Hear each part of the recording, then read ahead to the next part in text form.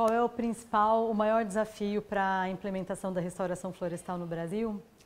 É muito difícil falar do principal, né? Porque nós temos vários desafios.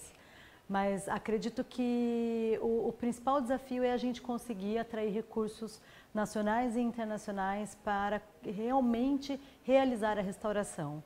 A gente vê hoje no Brasil vários recursos sendo implementados, sendo investidos em ações de pesquisas, estudos, conferências, discussões, encontros que são extremamente importantes para desenharem os melhores caminhos para que a restauração no Brasil aconteça da melhor forma.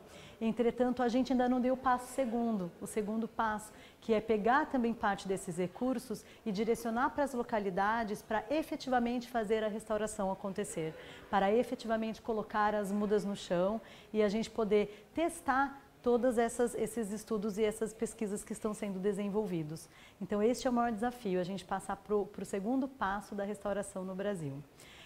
Programas como o Restore Plus contribuem absurdamente para que a restauração aconteça da melhor forma, porque, como eu disse anteriormente, as pesquisas, os encontros, as discussões, os estudos são essenciais para a gente desenhar os melhores caminhos para que essa restauração aconteça.